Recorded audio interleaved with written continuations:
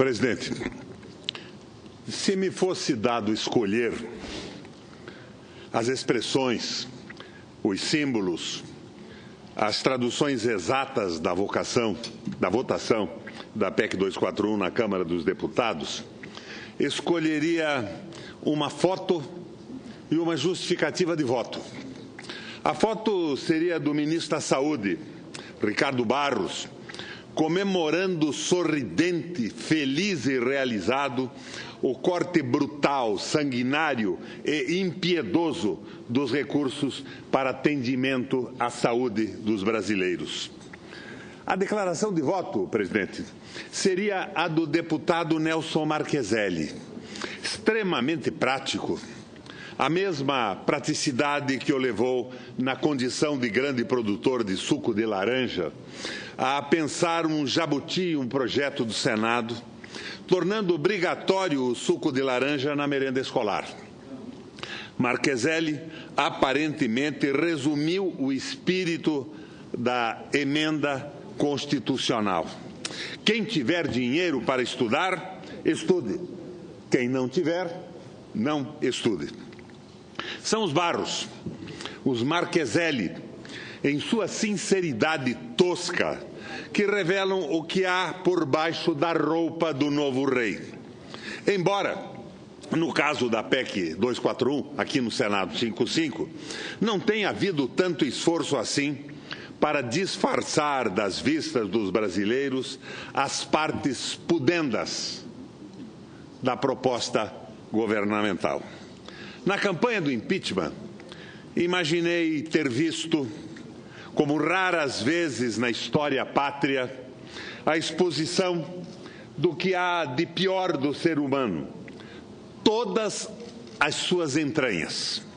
Sinceramente, fico na dúvida se na campanha pela aprovação da PEC 241/55 não acontece o pior ainda. A campanha do impeachment explorou a insatisfação dos brasileiros com o governo da presidente Dilma. A crise econômica, o desemprego, as denúncias de corrupção, a tendenciosidade das investigações da Lava Jato, o par-pri da mídia monopolista, o acuo do judiciário, as manobras de Eduardo Cunha, tudo isso somado e mais um pouco desembocou no impedimento da presidente. Na votação da PEC 241/55, sem a agitação e a mobilização das ruas, a campanha fica por conta do mercado e dos bancos, dos porta-vozes do mercado e dos bancos, das associações e sindicatos patronais, da pelegada sindical, da manipulação de informações dos meios de comunicação, na informação de uma só via, na contramão da verdade dos fatos. O pouco insignificante espaço do contraditório que houve na campanha pelo impeachment é agora simplesmente suprimido. O caráter fascista dessa cruzada mediática empresarial expôs-se claramente no conteúdo das campanhas publicitárias patrocinadas pelo governo e pelo mercado. A do mercado, disse a mídia, sem corar de vergonha, foi voluntária, sem custos. Ora, sem custos, presidente. O governo ressuscitou com a sutileza de uma manada de elefantes ou de hipopótamos em debandada a mais rastaquera, primitiva e estúpida exortação da Guerra Fria. A quem teria ocorrido explorar hoje, como nos anos 50 e 60, a fobia anticomunista? Já a campanha da bancada pelo mercado, sem rebuços ou mais delongas, foi beber diretamente no ame-o ou deixe-o da ditadura militar, que, por sua vez, também sem pruridos, bebeu em consignas nazistas e fascistas dos anos 30 e 40 e no macartismo, variante norte-americana do fascismo nos anos 30. O conceito da campanha do mercado a favor da PEC 241/55, é o mesmíssimo conceito que Hitler, Mussolini e depois militares latino-americanos, nas décadas de 60 e 70, utilizaram para estigmatizar os indesejados, política e racialmente. A campanha do mercado não procura convencer ou estimular o debate. Nada disso. Como os fascistas faziam, ela reúne na frente de um muro para fuzilamento, inapelável e imediato, todos os que se opõem ao estabelecimento do teto de gastos. Se você é contra a PEC, você é contra o Brasil.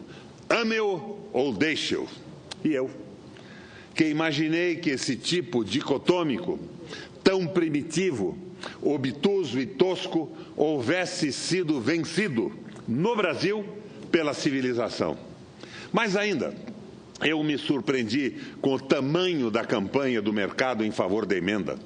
Qualquer meio de comunicação, por pequeno ou insignificante, foi programado para receber os anúncios. Todos foram programados. Vimos, no decorrer da história recente, na Europa, nos Estados Unidos e na América Latina, que campanhas massivas como esse tipo de conceito e apelo despertaram em setores da população os seus piores demônios, impulsos rudimentares e, por isso mesmo, perigosos, assustadores. Com toda certeza, esse foi o propósito dos criadores, tanto da campanha do governo quanto da campanha do mercado. Acuar, silenciar e cinetar os opositores da emenda como comunistas e traidores da pátria. Como é possível que permitamos esse tipo de campanha que estimula o ódio, o rancor? Pior, uma campanha que provoca a intolerância e hostilidade baseada em mentiras. Ao mesmo tempo, combinado com as duas campanhas, os meios de comunicação estão sendo invadidos, diária e incisivamente, pelos tais especialistas, pelos economistas do mercado, pelos banqueiros e financistas, todos eles despudoradamente fraudando a verdade, trapaceando números, encobrindo fatos. Os telejornais, especialmente os da Globo, são um primor de tendenciosidade e unilateralismo. Quando a muito custo abre 2, 3 segundos para o contraditório, é como se concedesse uma meia palavra para o condenado antes do tiro de misericórdia. Assim, mal informados, deliberadamente desinformados, os brasileiros não têm ideia do que significa e quais as consequências da PEC 241/55. A criminalização da política, das estatais e do próprio Estado, nos últimos tempos, alcançou tal popularidade que falar em cortes de gastos públicos soa bem, tem apoio. Só que o brasileiro não tem ideia de que gastos serão cortados. A propaganda do governo e do mercado trapaceia e mente sobre os cortes. Divulga-se na internet uma pesquisa sobre a malfadada PEC 241/55, que dá bem a medida da desinformação e fraude nas informações contidas na propaganda do governo e do mercado e nos noticiários da mídia. Eis os números da pesquisa. 77% dos brasileiros desconhecem o conteúdo da PEC 55. 46% nunca ouviram falar na PEC 241/55. 83% não sabem que a PEC vai congelar o valor real do salário mínimo por 20 anos. 88% não sabem que saúde e educação vão ter o valor real dos investimentos congelados por 20 anos. Mas 88% dos consultados, quando informados sobre o conteúdo da PEC, manifestam-se contra o congelamento do valor real do salário mínimo e dos investimentos em saúde, educação, habitação, saneamento, segurança, assistência social e mais. Quer dizer, por ignorância, desinformação ou informação mentirosa, o brasileiro não sabe que o objetivo central da PEC é congelar investimentos em áreas vitais. Mas quando ele fica sabendo, posiciona-se claramente contra. Daí, essa mobilização do mercado, da banca, do Fundo Monetário Internacional, do Banco Mundial, dos meios de comunicação, do governo e de seus operadores para a rápida aprovação desta intrusice. O ilustre presidente dessa casa, segundo li nos jornais, teria se comprometido com o governo a aprovar a PEC 241 rapidamente e teria ainda ameaçado suspender o recesso se os senadores postergassem a votação. É a segunda vez no ano que esta casa se desmerece, dá-se pouco respeito e anuncia disposição para atropelar uma decisão de grande importância. Primeiro foi o impeachment, agora a PEC 241. Não basta a Câmara ter abreviado todos os trâmites, cedendo às pressões do governo, da mídia, do mercado, e vamos também acelerar a marcha para aprovar esta absoluta insensatez. Supostamente, pelo menos até a arquitetura deste plenário foi concebida por Niemeyer, e dá-se a entender isso, esta casa é a casa da reflexão, do debate, a casa da ponderação e da prudência. Os senecti aqui reunidos, não apenas pela idade, mas também pela experiência, amadurecimento e bom senso, deviam ou deveriam rejeitar qualquer apressamento e convocar o país para debater esta revogação dos primados da Constituição de 1988, que é a PEC 241/55. O país não deu à Câmara, não deu ao Senado o poder constituinte para revogar e sepultar a Constituição cidadã. Se não vamos convocar uma Constituinte agora, para rever ou confirmar a Carta de 88, que pelo menos se convoquem brasileiros a opinar, que se façam quantas audiências públicas necessárias, ouvindo as correntes de opinião, para que cada senador e o país estejam suficientemente esclarecidos sobre o assunto. Como é possível, de forma apressada, assodada, interferir tão profundamente na Constituição desse país, desse nosso país, na vida de centenas de milhões de brasileiros? Mas, se a maioria desta casa pensa como o deputado Marcheselli ou como o ministro Barros, peço desculpa por ter tomado o tempo deste Senado, das excelências aqui presentes e que me ouvem nos gabinetes. E vamos, em frente, acender uma fogueira de conflagração nacional. O povo brasileiro não aceitará o retrocesso providenciado por esta louca, amalucada e esquizofrênica emenda constitucional 241/55. Com todo prazer, concedo a parte à senadora Gleisi Hoffmann. Obrigada, senador Requião. Estava aqui ouvindo seu pronunciamento, quero lhe parabenizar. Eu acho que ele é muito certeiro, porque, de fato, se não tivesse essa pressa toda, se a Câmara não tivesse votado de forma assodada e o Senado não fizesse esse calendário apressado, jamais nós teríamos condições de aprovar essa PEC.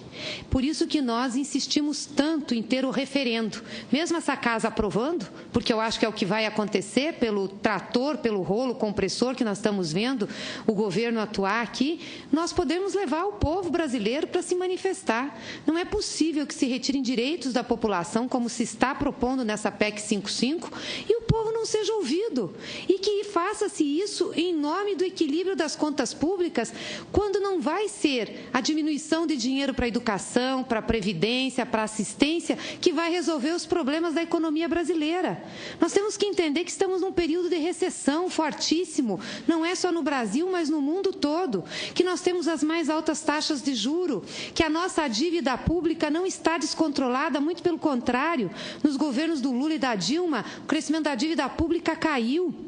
E nós vamos cortar agora os benefícios pequenos que nós conquistamos com a Constituição de 1988, o primeiro degrau para um estado de bem-estar social mínimo para a população. Vossa Excelência tem toda a razão de estar indignado nessa tribuna. Não é possível que o Senado da República, que representa os Estados federados, mas também a população desse país, possa chancelar uma coisa tão ruim como essa ao povo brasileiro. As consequências vão ser perversas. Não é possível que a conta de desequilíbrios seja colocada para os mais pobres ou por aqueles que são mais frágeis. Eu acabei de ver uma reportagem agora, no Rio de Janeiro, estão fazendo a mesma coisa que fizeram com os professores no Paraná, senador Requião. Vossa Excelência me acompanhou naquela manifestação dos professores, viu como nossos professores são tratados com cachorro, com bombas, com cacetetes. No Rio de Janeiro agora, a mesma coisa. Os servidores públicos que foram na Assembleia protestar contra o pacote que o governador mandou foram tratados assim. Agora me diga, senador Requião, como é que um servidor público não vai protestar se ele vai ter 30% do seu salário cortado? Chegam para você e dizem, olha, a partir de tal data você vai ter 30% a menos do salário, porque nós vamos precisar de dinheiro para pagar a aposentadoria. Ora, não é responsabilidade dele, a gestão não foi dele. É uma loucura o que nós estamos vendo no Brasil hoje, é uma inversão completa das responsabilidades e da responsabilização. Então, eu queria me somar ao pronunciamento de Vossa Excelência, parabenizar, e eu acho que só tem um jeito, senador Requião, a gente recorrer...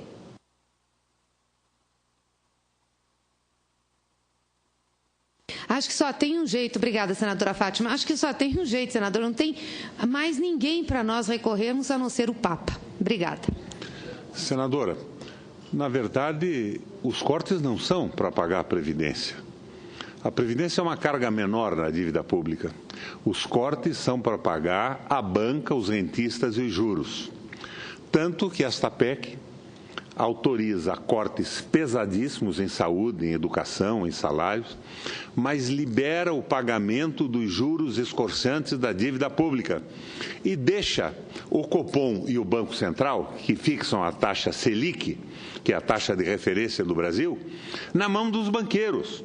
Meirelles é banqueiro, Ilan Goldfein é banqueiro, do Banco Itaú, ex-chefe da economia do Itaú.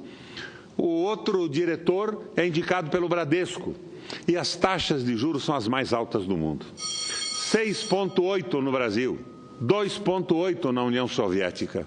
E a banca carrega essa taxa estimada de 14%, 6,8%, retirando a inflação e o spread que eles colocam.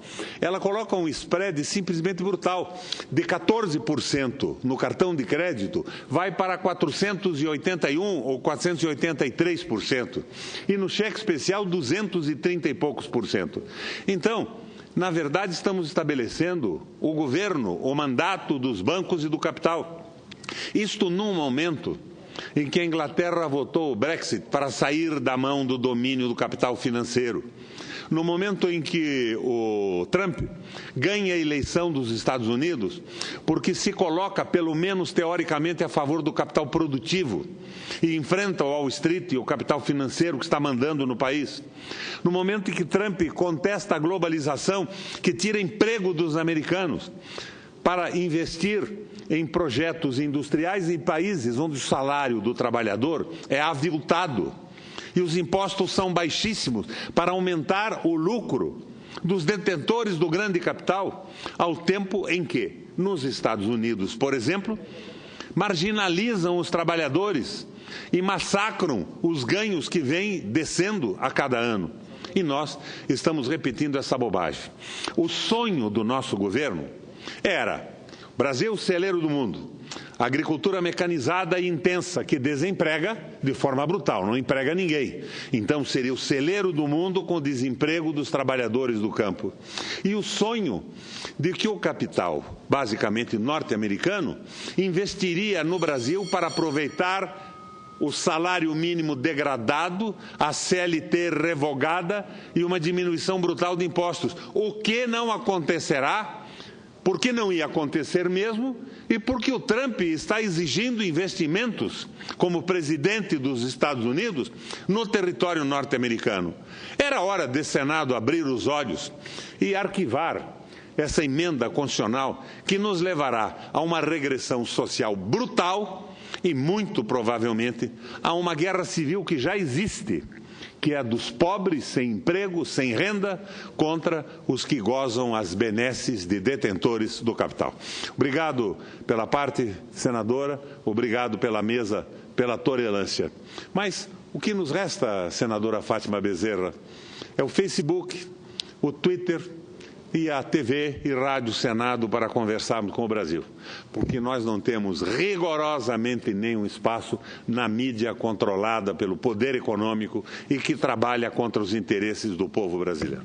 Obrigado, presidente.